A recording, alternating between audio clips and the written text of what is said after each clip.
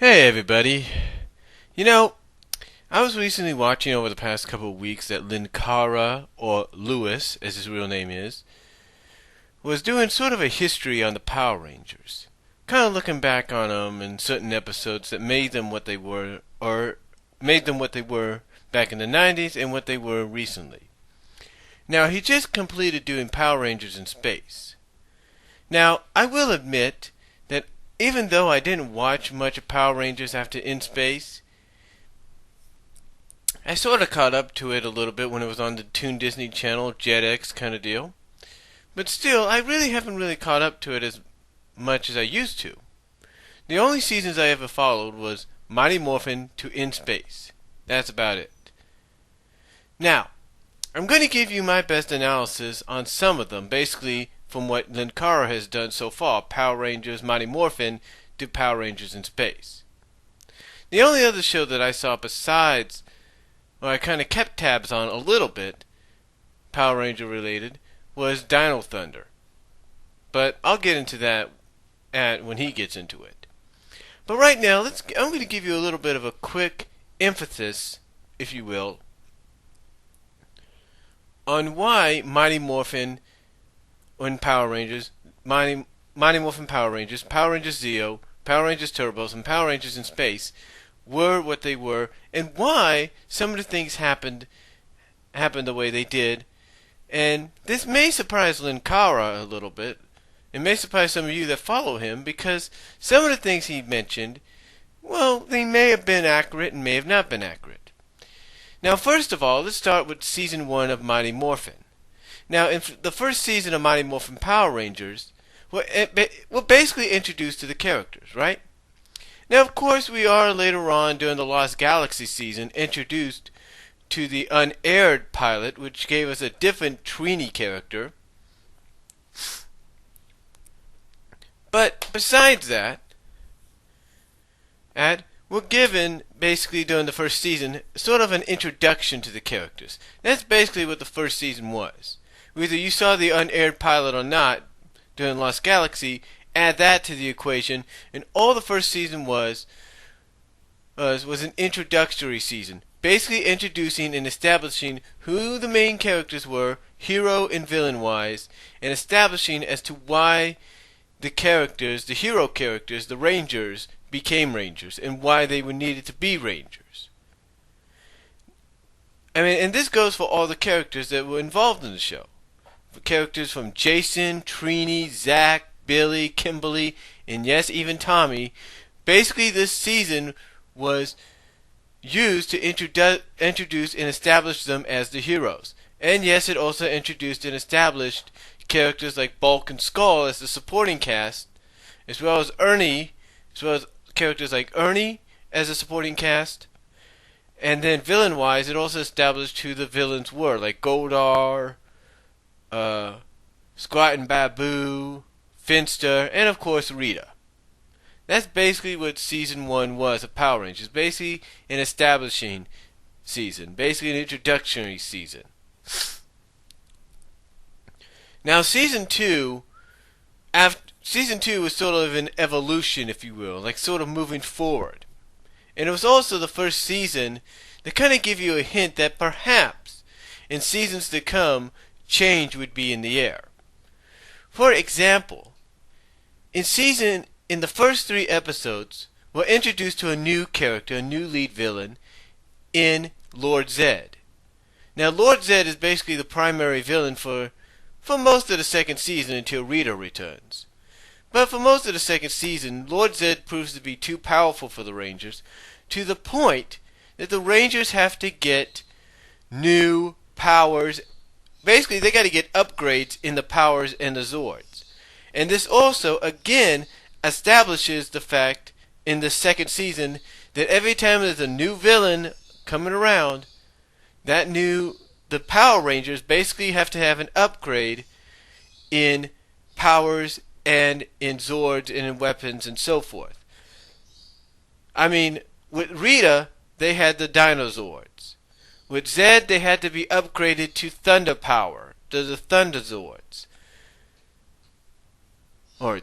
Including Tommy. Now, of course, Tommy stayed the same way for quite some time. And I'm sure a lot of fans like myself was thinking perhaps the Thunderzords could find a way to combine with the Dragon Zord. That did not happen.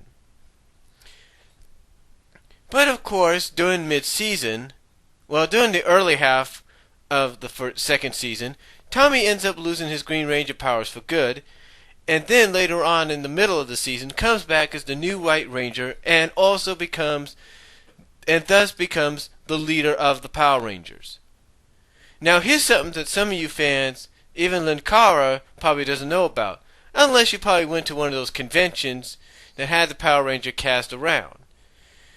Basically, Jason David Frank, who played Tommy, stated that when this happened, his fellow actor at the time, Austin St. John, got mad at the fact that his line, "It's morphine time," which his character Jason always used, was now being used by Jason David Frank's character, Tommy, since Tommy was now the leader of the Power Rangers. But of course, I guess that was just Austin's way of joking around a little bit at the time, but still, it's something to point out. Another thing I'd like to point out is the fact that maybe it's just me, but this is my opinion, that the moment that Tommy became the White Ranger, became the leader of the Power Rangers, it seems that Kimberly, who he had established a relationship with on screen, Kimberly, the Pink Ranger, it seemed to me became the new second in command. In other words, she became the leader when Tommy wasn't around. It's just my opinion, but that's what it seemed like. Now, of course, during the second season as well, we're introduced to 3 new characters: Rocky, Aisha, and Adam. Now, this also kind of gives you the idea that, again, change is in the air. Because not only are we introduced to these characters who prove to be characters that are worthy of fighting alongside the Rangers, but we're also introduced to them because, not only what I mentioned, that they can fight alongside the Rangers, but also because they are the very first characters to know the Rangers' identities. And guess what? That helps them in the long run, because in the episode The Power Transfer, the Rangers Rocky, Aisha, and Adam become part of the Power Rangers. That's right. And why? Why does Rocky, Aisha, and Adam, who get introduced about 5-6 episodes earlier, all of a sudden become the Power Rangers? Or become part of the Power Rangers? Well, here's why. The original cast, of course, consisted of Austin St. John, True Trang, I'm sorry if I pronounced the name wrong, Walter Jones, David Yost, Amy Jo Johnson, and of course Jason David Frank. Now, apparently, from what I've read and heard, Austin St. John, Trang, and Walter Jones had sort of a falling out. In other words, they wanted more of a payout. They wanted more money. But in other words, they just had a falling out. So the producers and the writers decided they needed a new cast of characters to come in and take their place. This would also explain why you never saw, later on in the second season, why you never saw the characters of Jason, Trini, and Zach unmorphed. With the exception of probably Power Transfer, because if I remember right, in the Power Transfer, that was one of the last times we saw them unmorphed. And why? And why were they transferring the powers to Rocky, Aisha, and Adam? It's real simple. Because in the storyline, we get the idea that there is a World Peace Conference that's going to happen, and that 3 teenagers are going to be chosen out of Angel Grove to go be a part of it. Now, of course, this does bring out some interesting questions, not just among the characters themselves on screen, but among the fans, like what would happen to the Power Rangers if 3 of those teenagers were Power Rangers that would have to go to the Peace Conference. Well, apparently that's where Rocky, Aisha, and Adam come in.